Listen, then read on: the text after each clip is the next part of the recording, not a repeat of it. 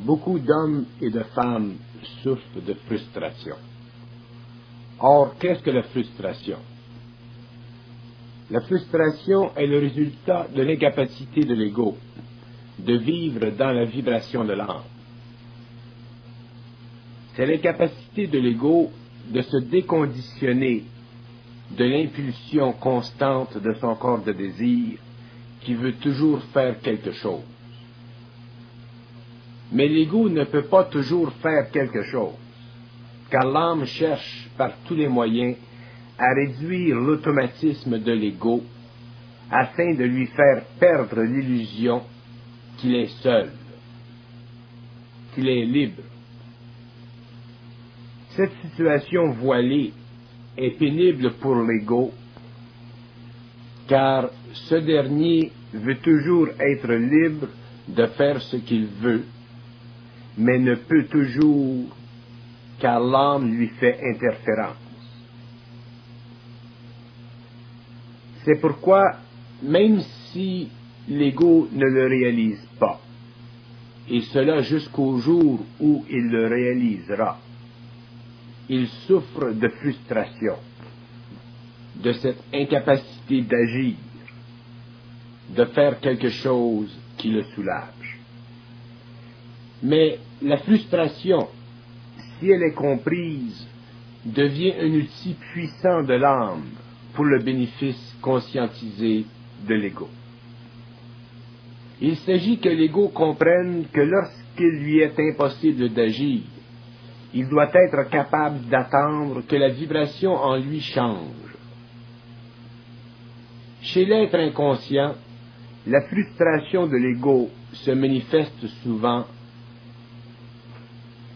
d'une manière plus complexe, dans ce sens que beaucoup d'égos sont frustrés parce qu'ils sont incapables de dépasser les limites de la psychologie déformée dont ils sont victimes. Cette frustration est plus grossière, car elle ne dépend pas nécessairement de l'interférence de l'âme, mais plutôt de l'incapacité de l'ego de s'ajuster à lui-même, c'est-à-dire de vivre sa vie inconsciente d'une façon plus équilibrée. Mais l'ego inconscient est toujours aux prises avec lui-même, de sorte que, s'il n'a pas bénéficié d'une psychologie suffisamment équilibrée, la frustration deviendra pour lui une source constante de souffrance dans la vie.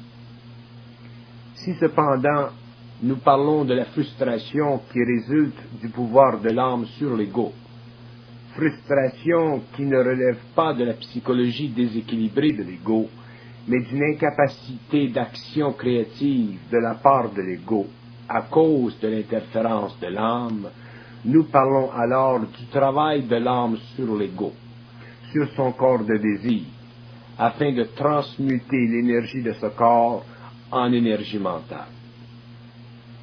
Cette frustration, nous l'appelons la frustration vibratoire. Si l'ego comprend le stage de son évolution par rapport au travail de l'âme, la frustration changera de nature et sera éventuellement comprise comme un empêchement de l'âme. Et l'ego, à partir de ce moment-là, ne souffrira plus de lui-même psychologiquement, et sa souffrance sera purement vibratoire, c'est-à-dire que la vibration deviendra de plus en plus présente, réduisant ainsi le pouvoir du corps de désir de l'ego, afin d'élever la vibration du corps mental supérieur. Il est nécessaire que l'ego en évolution comprenne le phénomène de frustration vibratoire, afin de pouvoir bénéficier du travail qu'effectue l'âme sur le corps de désir. Tant que l'ego ne comprend pas le phénomène de frustration du point de vue de l'âme, il le souffre, mais n'évolue pas en raison de la formation du corps mental supérieur. L'ego en évolution doit comprendre l'activité de l'âme en lui, sinon il risque d'interpréter cette activité subjectivement et en souffrir psychologiquement. Or, la souffrance psychologique est un voile dont se sert l'âme pour maintenir l'ego dans la tension vibratoire de son énergie, afin que l'expérience serve à son évolution. Mais lorsque l'ego se conscientise, il doit comprendre ce qui se passe en lui, afin de se détacher complètement de la psychologie subjective qui ne peut expliquer comment fonctionne l'ego de façon réelle. La frustration, bien comprise, dans le cadre de l'activité de l'âme, produit dans l'ego un changement vibratoire qui élève éventuellement son pouvoir mental, car l'énergie qui aurait servi à lui plaire astralement aura été utilisée pour développer son intelligence supérieure. Mais si l'ego est inconscient du rôle créatif que peut jouer la frustration vibratoire dans sa vie mentale, il souffre pour rien, c'est-à-dire que la frustration ne sert pas. Pour que la frustration serve, il faut qu'elle soit conscientisée, c'est-à-dire comprise dans sa fonction vibratoire et non vécue sur le plan psychologique. Alors, l'ego ne souffre plus de frustration, mais souffre de la vibration rattachée à son incapacité d'agir. Alors la frustration devient une souffrance nécessaire au développement du corps mental supérieur, et elle durera tant que la transformation ne sera pas accomplie. Dès que la transformation est accomplie, l'intelligence créative devient permanente, c'est-à-dire qu'elle s'installe et qu'elle s'active, et l'ego n'est plus limité, car il est dans la vibration créative de sa conscience universelle, qui se sert du corps mental supérieur pour s'extérioriser. Alors, l'ego est en action créative constante, et la frustration, qui fut pendant des années l'apanage de son corps de désir, disparaît pour permettre une fois pour toutes à l'ego de vivre son intérêt vital, c'est-à-dire de faire ce qu'il doit faire pour que tous ses centres soient balancés et harmonisés. Lorsque l'ego est inconscient, il tend à éliminer la frustration et se livre à des actions qui augmentent en lui la frustration, car ces actions ne sont pas créatives mais mécaniques. La frustration, l'énergie, est redistribuée, mais revient toujours, de sorte qu'elle devient permanente, mais change constamment de forme. Il ne s'agit pas de sublimer la frustration, mais de se servir de l'énergie de l'âme dont elle est originaire, afin de faire passer cette énergie du plan astral au plan mental supérieur, pour que l'activité mécanique soit remplacée par une activité créative qui soulage l'ego et le fait vibrer au niveau du mental supérieur. La frustration est un phénomène de créativité en suspension, qui résulte du manque d'harmonie entre l'ego et l'âme. Dès que l'ego commence à comprendre le phénomène de frustration, il perd l'angoisse qui s'y rattache et commence à se créer un centre de gravité dans le mental qui servira plus tard au passage de l'énergie créative.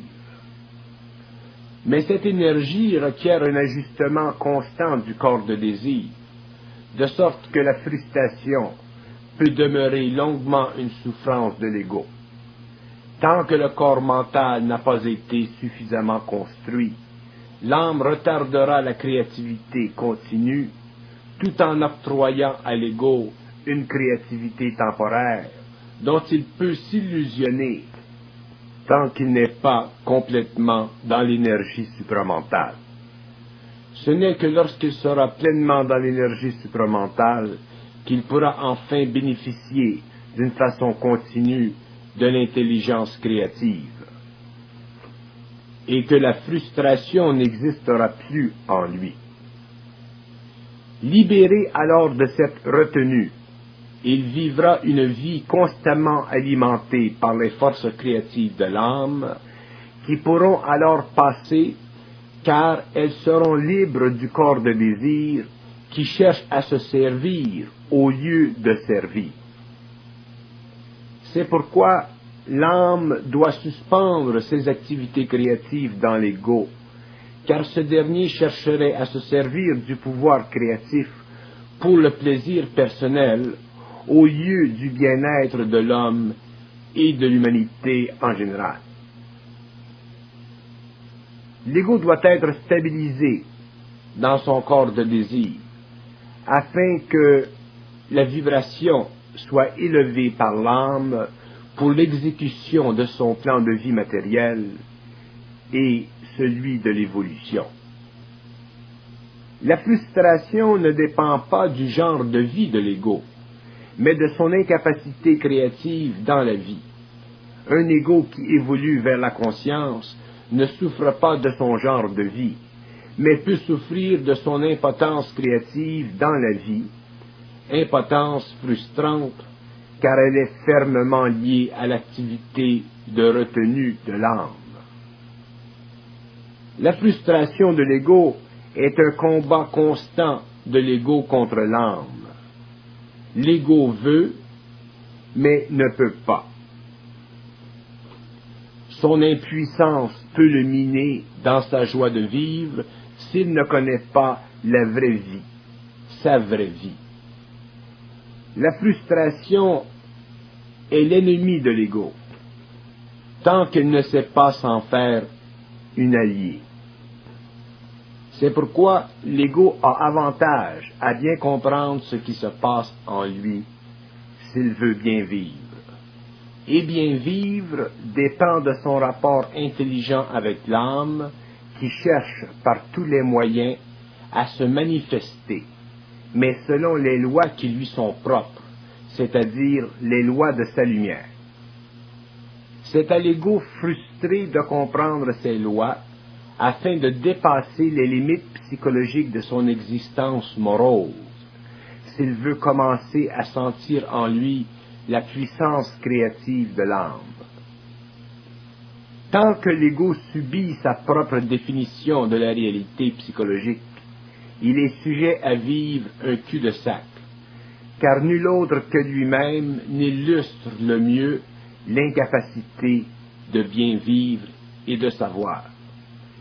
S'il réussit à bien comprendre le phénomène de frustration dans le cadre d'une psychologie indépendante de la sienne, il peut voir éventuellement se lever le jour où l'harmonie de ce qu'il sait coïncide avec la perfection de l'âme. Mais il ne peut s'attendre à autre chose que la frustration s'il n'élève pas son esprit au-dessus des remparts de son corps de désir. La frustration est équivalente à l'emprisonnement de l'ego dans le temps. Et cet emprisonnement est pénible, car la vie est si vaste et coïncide avec une infinité d'expériences créatives que l'ego peut connaître lorsqu'il est libre de vivre tel que l'âme le désire. Mais tant qu'il n'a pas cette liberté, l'âme est impuissante à se verser en lui, car elle doit commander de sa propre lumière et la révéler dans des conditions optimales. Or, ces conditions forcément impliquent que l'ego comprenne les mécanismes qui lui font perdre conscience de l'âme, afin de pouvoir soulager sa vie matérielle et commencer à vivre d'une façon qui ne relève que de son pouvoir réel, pouvoir fondé sur l'harmonisation de ses rapports avec l'âme. La frustration conscientisée permet à l'ego d'attendre, c'est-à-dire de découvrir dans le temps voulu ce qu'il doit faire, sa destinée rattachée à l'évolution de l'âme, dans le plan de vie occulte de cette dernière. L'ego qui comprend les lois de frustration vibratoire ne peut plus souffrir de psychologie, ne peut plus souffrir psychologiquement. Déjà, il s'élève dans le mental supérieur et peut animer son existence d'une force interne qui ne peut se manifester qu'au fur et à mesure qu'il sort de l'illusion subjective de vouloir faire quelque chose pour lui-même. Lorsqu'il est arrivé au stage de cette compréhension, il ne cherche plus à faire telle ou telle chose, car l'énergie créative mène et dirige son activité. Il est alors libre dans son action et ne se sent pas attaché à elle. L'action est pleinement créative et sert au-delà de la conscience subjective. L'ego est alors de façon permanente bien dans sa peau neuve, tissée de l'énergie de la conscience grandissante en lui, au lieu des illusions psychologiques qui sont à l'origine de la frustration non comprise et dont souffrent tous les hommes d'une façon ou d'une autre. Par contre, la frustration vibratoire aiguise les nerfs de l'homme, car il devient conscient de la présence en lui des forces de l'âme, et cette frustration augmente selon le degré de présence de ces forces. Lorsque l'homme devient conscient de la vibration qui le frustre, qui le bloque, sa volonté se raffermit et son caractère se manifeste. Le combat de l'homme contre les forces de vie est alors amorcé, et c'est alors qu'il commence à développer sa volonté réelle, volonté qui devient de plus en plus puissante selon qu'il réussit à renverser cette frustration vibratoire, cette présence en lui de l'énergie qui lui offre une résistance. La frustration vibratoire est la plus grande souffrance possible de l'homme, car elle représente un maximum d'énergie en lui qui descend des autres plans et qui cherche à entraver son action libre. C'est dans l'action libre que l'homme est créatif, et toute atteinte à cette action libre peut devenir une grande souffrance pour celui qui la vit. L'homme ne peut passer trop rapidement de la frustration psychologique à la frustration vibratoire, car son ego doit être amené à un niveau suffisant de conscience, sinon un déséquilibre se ferait sentir dans son comportement. Mais lorsque la conscience est suffisante, l'homme peut vivre cette frustration jusqu'au jour où il réussit à la détruire, à la neutraliser. Le combat entre l'homme et l'universel est un combat qui mène l'homme à la perfection de lui-même, selon son propre degré d'évolution. Plus l'ego est évolué, plus l'âme s'ouvre à lui, plus l'énergie passe, plus la frustration vibratoire est grande.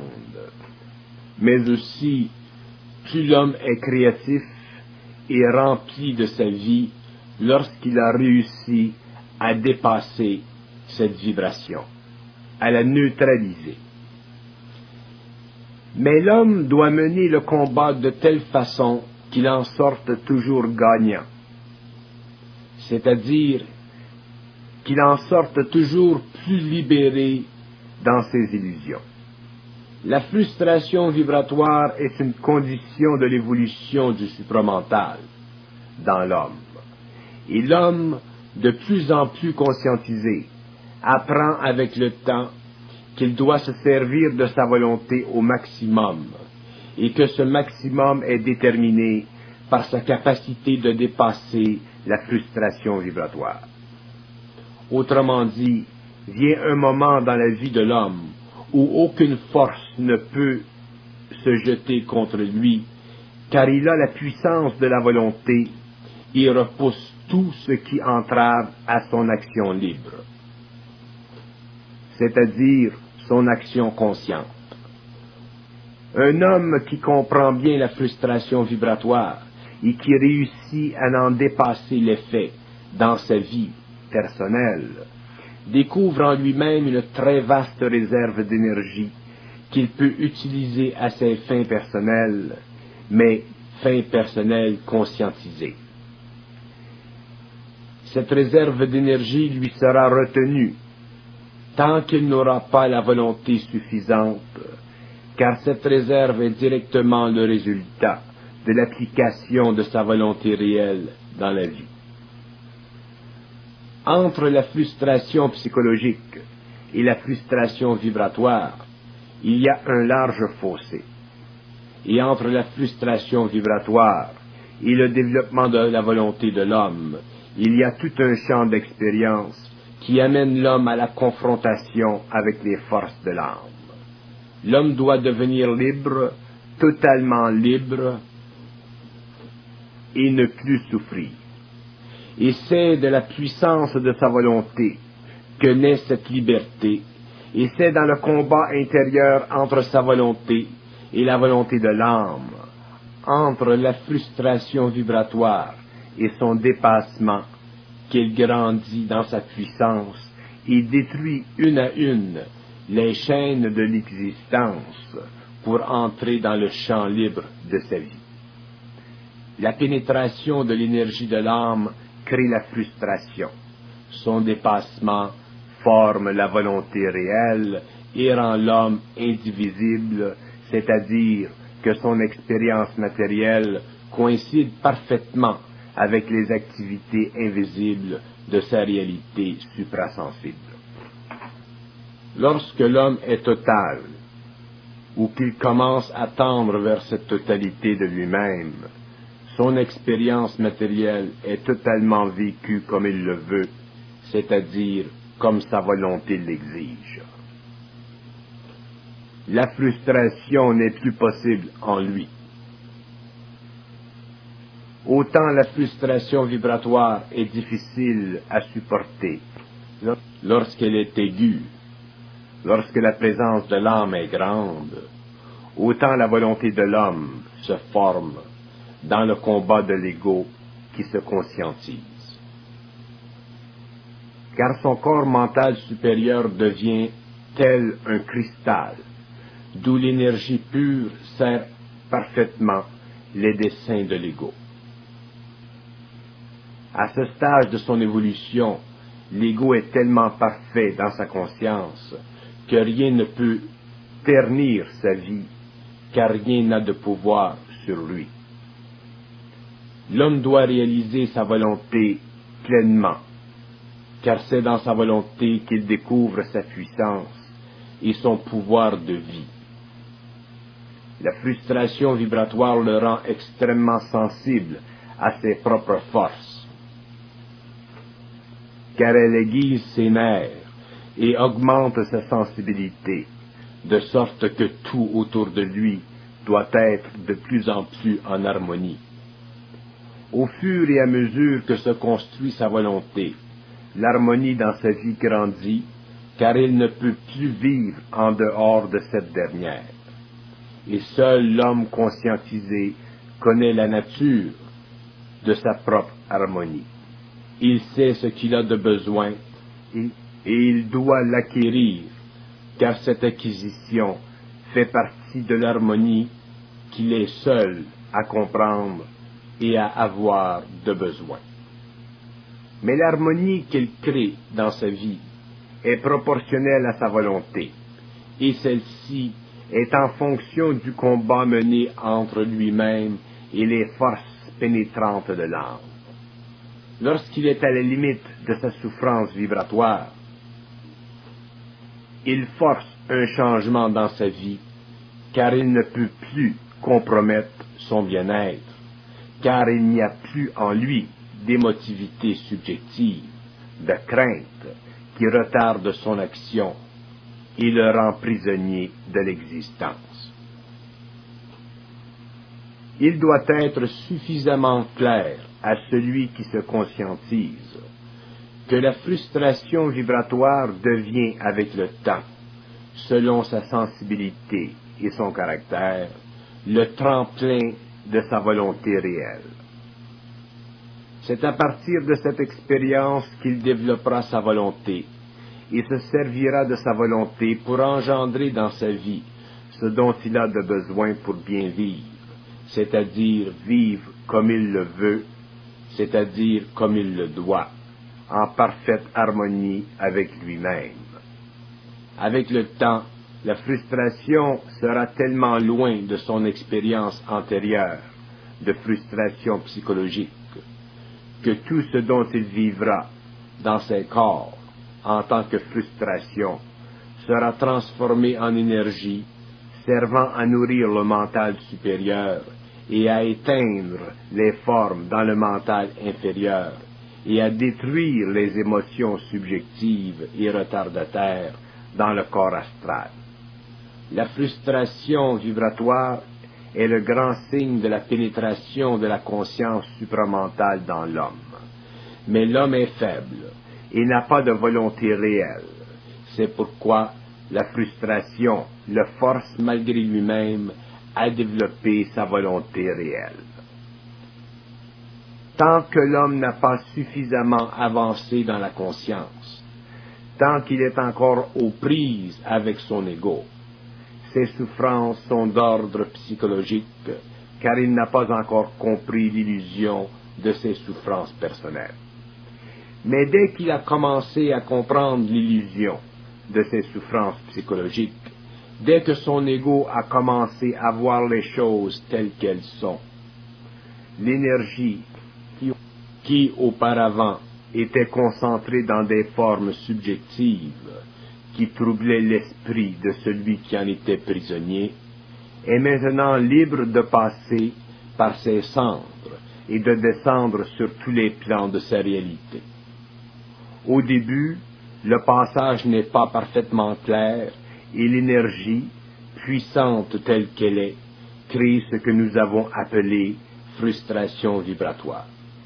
C'est à ce stage que l'homme commence à grandir et à se former une vie à l'image de lui-même et non une vie à l'image de tous ceux qui l'entourent et qui dorment.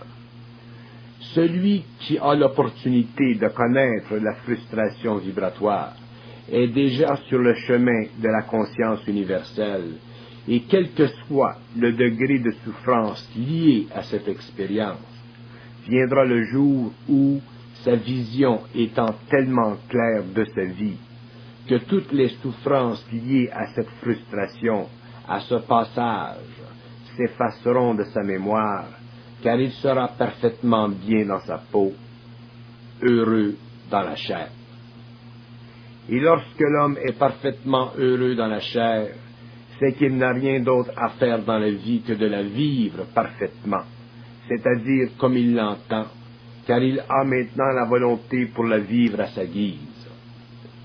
L'homme est totalement en dehors de l'idéalisme pastoral, en tant que forme, et il vit idéalement et pastoralement, c'est-à-dire que sa vie est comble à ce moment-là. Et quand la vie est comble, elle est comble, et seul celui qui connaît cette vie en est le juge. Mais la vie de l'homme est tellement désorganisée, tellement imparfaite, que l'homme a beau jeu dans cette confusion.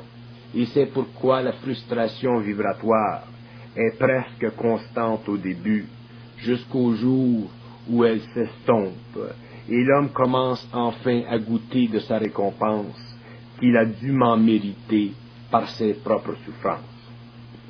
À ce point, l'homme est tellement conscient de ses souffrances passées qu'il ne souffre plus des illusions sans fin de la bonasserie et de la volonté spirituelle qui caractérisent ceux qui n'ont pas connu la réalité des vibrations de l'âme qui frayent son chemin dans la conscience de l'ego. Le phénomène de frustration vibratoire est tellement important que l'homme ne peut passer outre cette expérience dans son ascension vers la conscience supramentale. La compréhension de ce phénomène rapproche l'homme de sa volonté et le libère de son ego subjectif pour donner à son ego toute la force qu'il a de besoin pour vaincre les obstacles de la vie qui découlent de l'inconscience de la civilisation dans laquelle il vit. La psychologie de l'homme inconscient est fondée sur ses illusions, et de ces illusions, il ne peut découvrir la force qu'il possède en lui-même, et qui attend d'être découverte et utilisée dans le cadre d'une conscience vaste et perfectionnée. Le combat que doit mener l'homme dans sa rencontre avec les forces de la conscience qui grandissent en lui est vital, bien que pénible, car l'ego ne peut passer à côté de l'expérience lorsqu'elle s'ouvre à lui. Si l'ego avait le choix de passer outre l'expérience, il le ferait volontiers, car il n'aime pas souffrir. C'est normal.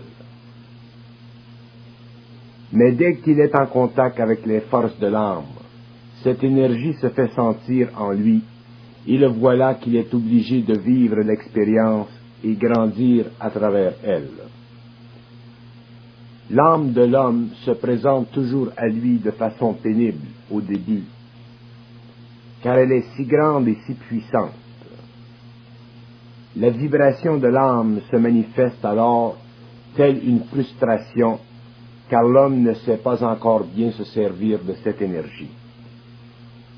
Lorsque l'homme est au stage de son évolution spirituelle, cette vibration est ressentie au niveau du corps astral, du centre de son émotivité. C'est pourquoi sa spiritualité est si grande. Mais sa spiritualité ne lui donne pas la conscience, c'est-à-dire la volonté, l'amour et l'intelligence universelle. Tant que l'homme ne possède ces trois principes en lui, il ne peut se considérer que prisonnier de sa vieille nature humaine, sensibilisée à l'énergie de l'âme, mais dont les principes sont encore enfouis dans le sol de sa personnalité et de son ego.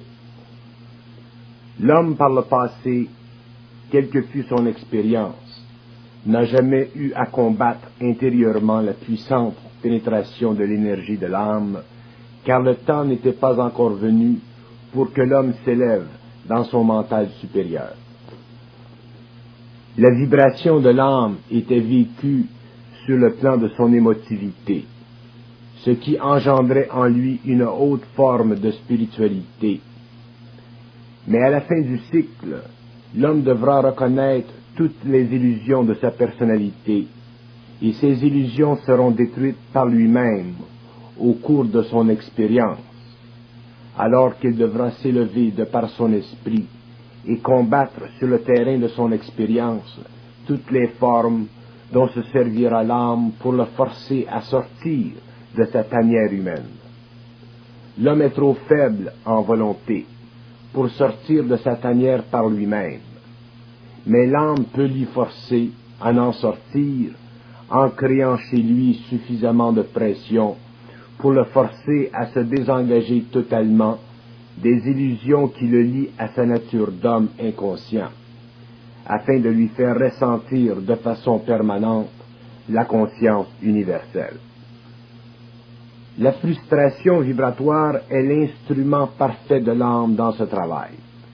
Le contact que l'homme découvre avec elle au fur et à mesure que son corps mental s'ajuste lui permet de supporter la tension. Lorsque la tension grandit, la sensibilité de l'homme croît et sa volonté au début commence à se manifester. Avec le temps, cette volonté grandit et l'homme découvre jusqu'à quel point il était prisonnier de ses émotions et de ses idées préconçues qui le paralysaient. Mais ce n'est que dans la tension de la vibration de l'âme qu'il découvre l'illusion de son ancienne personnalité car celle-ci commence à devenir apparente à ses nouveaux yeux, qui ne sont plus voilés par les conditions de vie antérieures. Mais le travail de l'âme n'est pas à ce stage terminé, car l'âme connaît l'homme et son avenir, et sait que dans l'avenir, il peut encore succomber à une force d'inconscience quelconque selon la nature de l'expérience future. L'âme ne connaît pas encore cette expérience future, mais l'âme, elle, la connaît. Alors elle le prépare pour demain, afin que demain il puisse supporter et dépasser tout ce qui sera mis sur sa route en tant qu'obstacle. C'est pourquoi l'homme en évolution vers le supramental ne comprend pas toujours pourquoi l'âme doit lui faire passer par telle ou telle expérience qui lui semble pour le moment inutile. En fait, elle n'est pas inutile, mais sert simplement à le bien préparer pour demain. Lorsque le travail est terminé, l'homme le sait et le sent, car il ne souffre plus. La frustration vibratoire, l'empêchement de l'âme, devient de plus en plus évident au fur et à mesure que se conscientise l'ego. Mais la volonté de l'ego aussi grandit en même temps, de sorte que vient le jour où la volonté de l'ego est si grande que la frustration n'est plus possible et l'âme retire son épingle du jeu, car l'ego n'est plus prisonnier des règles de ce jeu. Tant que le jeu de l'âme n'est pas terminé, l'ego, très sensible de par son expérience, ne se manifeste pas toujours selon sa nature ancienne, et ceux qui sont dans son entourage le ressentent. Il est prêt alors à prendre les dispositions nécessaires pour vivre sa vie dans le cadre de sa transformation intérieure. Il ne cherche plus à se préoccuper de ce que l'on peut penser de lui. Il s'isole psychiquement et à la fin physiquement, car il ne peut plus vivre de l'inconscience des hommes autour de lui.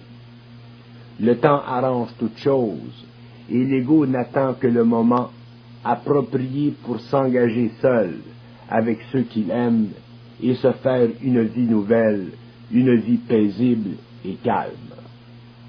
De longues années peuvent être nécessaires avant que l'ego nécessite un tel changement dans la vie matérielle. Mais lorsque le temps est venu, l'ego, l'homme conscientisé, ne peut plus partager sa vie avec ceux qui sont en dehors de la vie. L'âme est alors présente en lui à tous les niveaux et son intelligence est grande. Sa vie n'est plus la même et il ne pourrait s'imaginer qu'elle en fût autrement, car elle est si réelle pour lui. Dès lors, il commence à intérioriser ses forces et à grandir dans la conscience occulte, c'est-à-dire dans la conscience cachée aux yeux des hommes.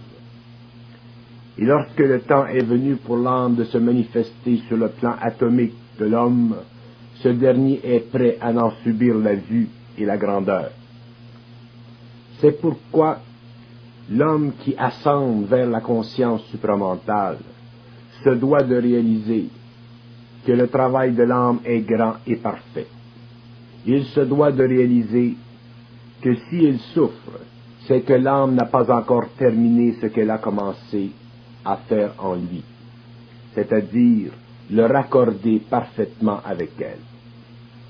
Comprenant ceci, l'homme est moins enclin à perdre confiance dans la vie nouvelle qui se crée en lui et à ne pas se décourager, bien qu'à certains moments de cette vie nouvelle, il en soit totalement détaché, tant sa souffrance est soutenue et apparemment interminable.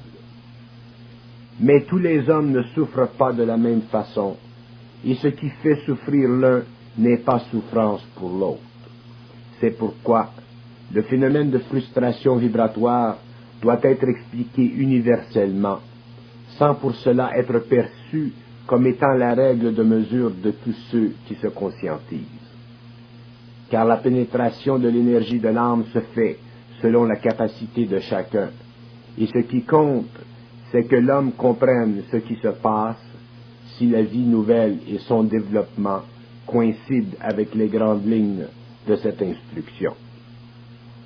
Il est évident que l'homme qui se conscientise se découvre et se remet en question.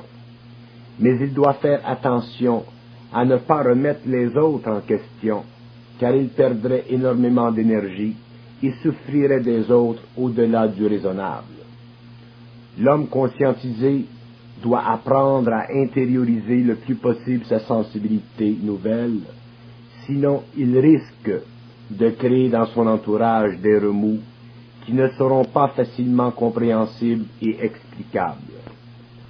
Le fossé devient de plus en plus grand entre l'homme conscient et l'homme inconscient, de sorte que tout le discernement possible est nécessaire.